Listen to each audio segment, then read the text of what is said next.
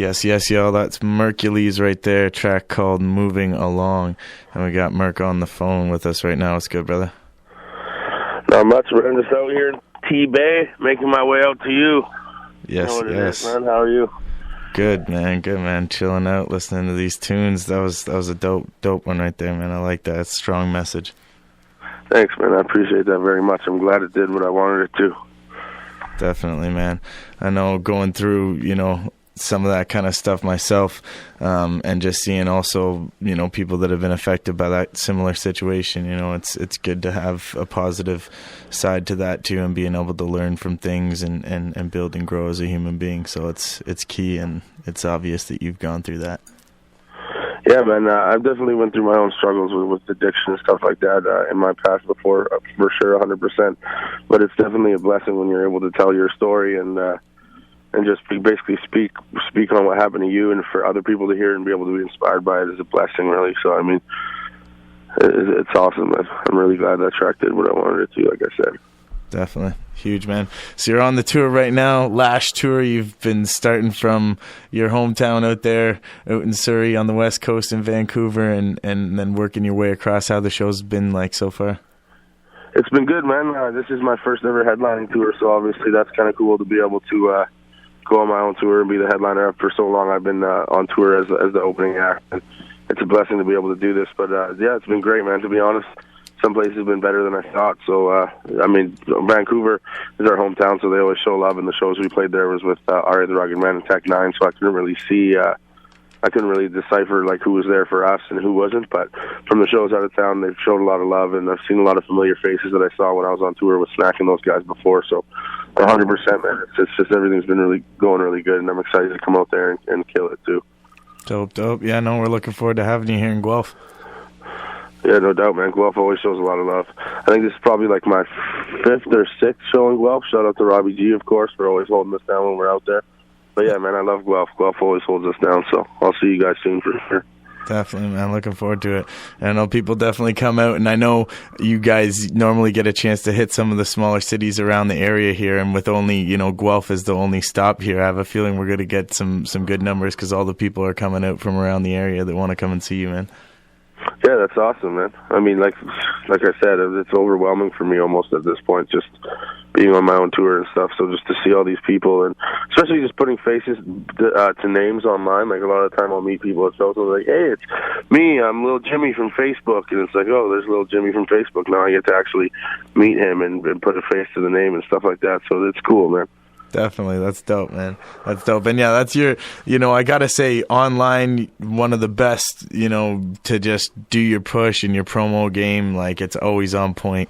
How do you do that? What are some of the keys that you use to just like get your music out there? Because I notice when you post stuff, people are sharing it, they're liking it, and getting involved with the music that you're making, and it keeps growing and building. What do you think are some of the keys that you've used as your way to get out there with your music online? I definitely think that personality is a huge factor with the whole social media outlet, because a lot of people, especially in the rap industry, they all feel like they have an image that they have to portray and an ego that they need to stand behind. But with me, I try to incorporate a lot of comedic, like funnier stuff into my work. So people know me for who I am. I mean, yeah, sure, you'll hear me on songs and I'll be the aggressive, tough guy rapper, but I'm a human being like the rest of us, man. And I just try to speak my mind. Sometimes certain people don't agree with some of the stuff that I post. Some people do, but at the end of the day, I just try to incorporate my personality as much as I can and show people that, hey, I'm just like you. You know what I mean? I wake up in the morning and do my thing and go to sleep like the rest of you. So I feel like that's a big factor for sure. But I mean, just the internet's a beautiful thing, man. I mean, it's the biggest tool for any musician of any genre at this point in music. So it's one of those things that we're definitely blessed to have. Definitely. No, I agree with that for sure. And just noticing all the stuff that you guys are doing, like the whole, SDK camp and everything, they really are good with that. I just noticed today you're posting up, you got your Merkules merchandise now up on the Effin store. If you can speak a little bit about how that whole came about, merging with Effin and having, their clothing behind you as well. And, the other affiliates that you have as far as like, being with Stomp Down and stuff like that. Yeah, man. The thing with Effin is I was always just a avid fan of hip hop in general. Growing up, I was into the culture at a younger age than most people were. So Effin was basically like the local guys that I knew that I looked up to that were doing it at the time, and I would always hang around the store and stuff like that, and I'd come and kick it. And I was like the little guy, and they'd be like, oh look, it's this guy again. You know what I mean? I was like the little kid that would hang out. But over the years, I started learning and sharpening my sword, and eventually I started doing the rap stuff. Snack showed me the ropes, and so did Evil and all those guys. So hanging out with them as I got older, I just became more in with the whole F and Stomp Down thing, and now I'm officially like this is all us, as we're one big family now, and it's awesome, man. But as far as the merchandise goes, we've been working together. Like, this is probably about the third time that I've done my merchandise through Effin and stuff like that. And it's always good because obviously, like, yeah, we're all solo personal artists or what have you, but at the end of the day, it's always good to put our family brand on it and put the family tag on there so everybody knows, you know what I mean? I mean, Effin and Stomp Down has grown so much over the past couple of years, it's insane. Like, I remember like 3 or 4 years ago when it was just like a local thing, and now it's like worldwide renowned. When we were in Europe, people were coming up to us in knockoff Stomp Down shirts that they made themselves at home because they couldn't get it out there, that they made themselves, you know what I mean? It's crazy, man.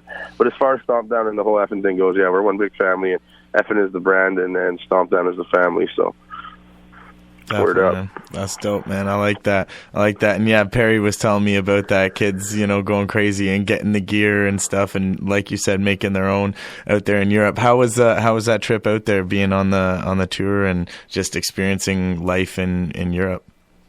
Europe is crazy, man. I mean, Snack and Jacqueline have played there before, so they already knew what to expect. I mean, we hit a few places that they haven't been to before, too, on that tour, but it was crazy. It was everything I expected and more when I got out there, man. It was like, I mean, obviously I knew it was going to be kind of crazy. We first stopped in Spain, and luckily a friend of mine who goes by Grassy was the first person to greet us there, so I instantly was with somebody that I knew out there that knew the ropes out there, so he showed us around in Spain. But everywhere in Europe is crazy. Everywhere we visited, I mean, the festivals with Mobb Deep and Onyx, obviously. Shout out to the whole 100 Mad camp. I just joined 100 Mad.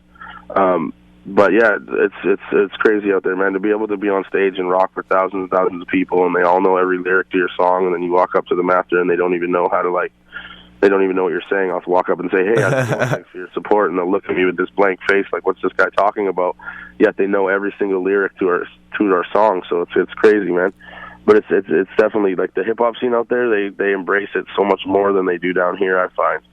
It's like the Europe market has to be like one of the biggest hip hop markets in the entire world, and it's crazy because so many people out here don't even realize it. Yeah, no, even me, myself, people keep telling me that same story, man, and like eventually I'm going to get intoxicated by it enough that I'm like, I'm just going to buy a plane ticket out there and go. Like one of my good friends is just coming back from out there, and you know, I was talking to her, and she's about to head back over and just going back and forth. She's like, the music scene out there, that's what it is. It's just like opening. A lot more people are just into the music and into supporting it, of course, as well. You know, buying the CDs, buying the merchandise. Even Perry was saying, he's like, you know, CDs go here for like normally $10. Out there you're selling them for like 20 or more.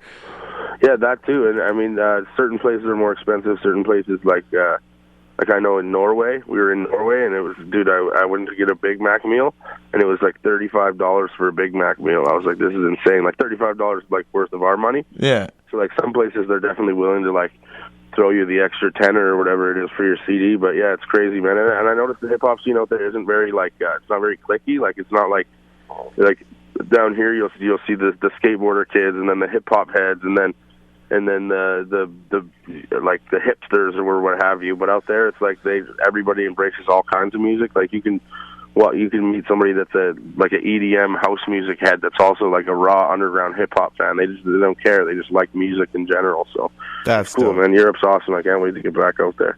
That's dope. I would like that, because even today, like, I'm always postering and flyering for events. So I was down at the university here, just handing out flyers and stuff, and people are really like clicky. You can totally see it, and even just when you pass them the flyer, they're just like, "Oh, what is this? If this isn't my type of music, then I'm not interested." Right? Luckily, I was promoting a music festival that had like every kind of music, so I could kind of work my way in. Like, oh, if you like this music, you're gonna get a bit of that there. But a lot of people, you know, if it's not their taste or not their kind kind of style, they're like, I don't even care about it. And it could be some amazing music that if they even open their mind to just seeing it a little bit, they could, become an instant fan for life, but they're just not willing to open up and be receptive like that. Yeah, exactly, man. And the crazy part about it is when you look at hip-hop and rap in general, everything that we do is all incorporations of different genres of music. Like every beat you play, I rap on blues samples. I rap on like classic rock samples. I rap on all these different kinds of samples that are all different kinds of music that all really just at the end of the day, when you think about it, it's all just music in general. So for people that are too ignorant to open their minds up to like try new things and listen to new things, I mean, that's their own choice, to each their own. But I never try to put myself in that box, because it's just, I don't know, as an artist, you need to be able to embrace that kind of stuff. Definitely. I gotta say, I've fallen victim to that at times. I was like, you know what? The only thing I want in my car, in my ears, is just straight hip hop. And then even I had to come to the realization, I'm like, hip hop is like everything. You can't like, you know what I mean? And then open yourself up a little bit to like listen to some jazz, listen to some funk, listen to some soul, listen to some rock and roll even. You know what I mean? I can't really get down with the country. My mom loves that stuff. I don't understand it. But say though, I'm glad you said that, because I didn't want to be that guy. all the music that there is out there, I gotta be a hater on one. My least favorite. Yeah, I can't front. I mean, I'm still respected for what it is. I mean, it is what it is. Like I said, to each their own. But if you were to ask me, I'd tell you right away that country would be my least favorite genre of music for sure. It just sounds the same to me, but it is what it is. It's hard to listen to. I don't understand it, but hey. You know what? To each his own. There's that's music for a certain type of people, and I guess I'm just not that type of person. Yeah, exactly. I mean, I've even like dabbled with country samples, and I'm like, I just can't do this, man. I just can't wrap my head around this right now. I'm over it, man. I'm out on it. You know what I mean? But at least I tried, though, right? That's what counts at the end of the day. Yes. Trying and working hard, man. I know you're a hard worker. You're always, if you're not out on the road, you're in the studio putting together new songs and getting those released. So I gotta say kudos for that, man. Definitely. I know in this industry, thanks, it's hard. You can get caught up in doing this and doing that, but I understand. I recognize, through just the different conversations that we've had, just seeing you around, you're really focused. You're determined. This is your life. This is your love. This is your dream, and you're gonna make it true. And I gotta commend you for that, because there's a lot of people out there that are too scared to really go that extra mile and to put themselves on the line like you do, and like, you know what I mean, just giving your all towards something that you're passionate about. Like that's big, for sure, man.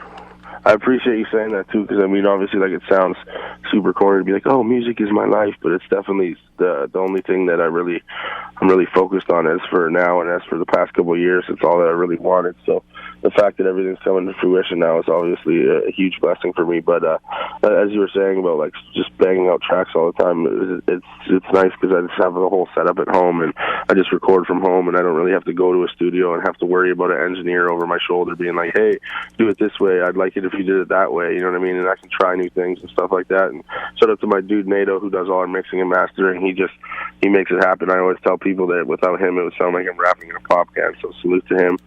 He definitely makes it a lot easier for us to be able to work from home in our own time. So, yeah, man, word up. Well, that's dope. That's dope. You just released the new track I seen there, Side Effects. What else? Yeah. What else do you got coming out next? Like, what's the next project about to drop, and when's it coming? Or can you release any news on that stuff? Yeah, man. The next project I'm dropping is I got an album coming out very soon. I originally wasn't planning on announcing the name of it right away, but a couple blogs had picked up on it, so at this point there's no going back. I'm calling it The Waiting Game, but I'm spelling waiting like wait, like WEIGHT, and that'll be probably coming out in probably mid-November at this point. I was going to drop it before I came on this tour and push it on this tour, but I just didn't want to rush it or anything like that, and there's been times where I've had a tour coming up, so I just kind of threw something together and put it out. This time I want to do it the right way and really do it the way I want to, with a start, middle, and a finish, and not just have anything sloppy. You know what I mean? I feel like I'm at a point now where I can't really half-ass anything. So yeah, 100%. No, I feel that. Sometimes it's just it's not right. You gotta hang tight on it. I like that title though, The Waiting Game. Yeah, word. Thanks, man. I appreciate that. If you can speak on that a little bit, because I know that's something that you do talk about a lot in your music and even online through the social media, and you're quite public and vocal about, is just the the weight with you. You know what I mean? You're cutting back right now. You just lost like, I don't know, something 50, 60 pounds or something. So congratulations on that. And like, yeah, thanks, man. I appreciate that. And what happened was I just kind of got tired of living a certain way. You know what I mean? Obviously, with my whole fan base, they love the whole bacon thing, and I've been promoting the whole bacon trend for a long time. And obviously, like I love bacon, but at the end of the day, it's like, am I gonna keep pushing this, or am I gonna stick around on planet Earth to be able to pursue the dreams that I have in mind? So, obviously, like, don't get it twisted. It's still my thing, but at the end of the day, I got sick of living a certain way, and I just decided. I woke up one day and I just said, screw it, man. I'm just gonna go at it. So what I do is I've been on like a diet. It's been like a smoothie diet that I was on. Right now I'm on tour, so it's really, really, really hard to follow. Like we're in Thunder Bay right now, and there's the only place here was a pizza place or at this sports bar, so I got to see if there's something here I can eat that's at least moderately healthy. So it's hard to follow on the road, but originally I was on a smoothie diet where I have just smoothies every day and then have one regular meal, which was usually like grilled chicken or something like that, something that wasn't like completely unhealthy. And then of course I got a treadmill at the crib, so I'd get my cardio on every day. And a lot of people didn't really believe it. They're like, oh, he's just talking right now, he's not going to do anything. But then the pounds started shredding and people started to believe. And it's really nice to see that my fan base that followed me for the whole comedic funny fat rapper guy thing still support me behind it all. So it is what it is. But yeah, man, I'm working on it. I'm sure it's not going to be as I won't be losing as much weight on tour as I hope, because like I said, it's hard to follow. But when I get back, I'm definitely going to be back on that treadmill, and I'm doing my best I can while I'm on the road. So, and shout out to the homies Kripel and H, man, and they're on the road with me right now on this tour, and they're making sure that I don't eat anything too unhealthy, or they'll put me in my place. You know what I'm saying? That's good. Definitely good to have a support system, man. You need some good guys around you that can be like, yo, check yourself before you wreck yourself, homie. You know what I mean? We have like little tour rules within the tour where the do's and don'ts of touring. So that's good. For sure, man. I like that. Well, yeah, man, I just, you know, rappers like Big Pun getting to that point, it's like, you know, we want you to stick around, homie. Yeah, thank you. I appreciate it. It's funny that you mentioned the Big Pun thing too, because a good friend of mine, his name is we call him Van Peebles, but his name's Vidal, and he's Exhibit's uncle, actually, crazy enough, and he actually knew Big Pun personally.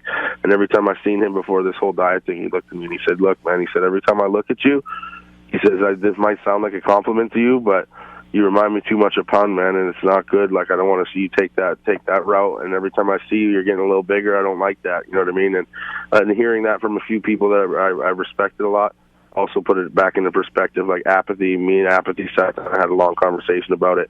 He was a big reason why I got on the diet too. But just hearing things like that from certain people, sometimes you got to hear it from somebody else before you actually wake up and make the move. You know what I mean? Definitely. Well, sure. That's a blessing, man, that they were there to be there and you know, say something, whatever they said that got you that inspiration, man. That's wicked. That's what I'm saying, right? Sometimes you need that. So that's dope. Well, the waiting game, it's coming. Wait no more. Just what is it? November is coming out, you say, eh? Yeah, man. I got a couple features in mind, like. I've been talking to a few people. I've been talking to R.A. the Rugged Man. I did some stuff with Diabolic and a few other guys like that.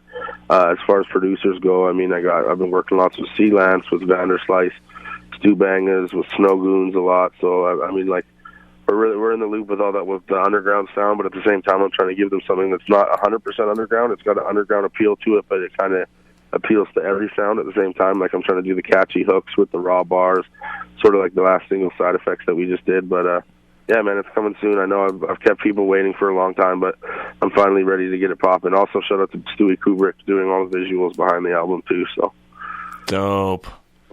Yeah, man. Clutch, man. That Lash video is crazy. If you haven't seen it yet and you're listening, go and check it out ASAP on YouTube. It's awesome, man. Looking forward to seeing some of the videos for the next album. We'll get into this Side Effects track in a minute here, man. Much respects for doing the interview. Looking forward to catching you once you get out here in Guelph on Friday, man. It's going to be live. No problem, man. And shout out to you for always holding us down. I'm hyped to get this track in when I'm out there. Respects, man. Dope. Looking forward to it. For sure, brother. I'll talk to you soon, G. All right. Peace.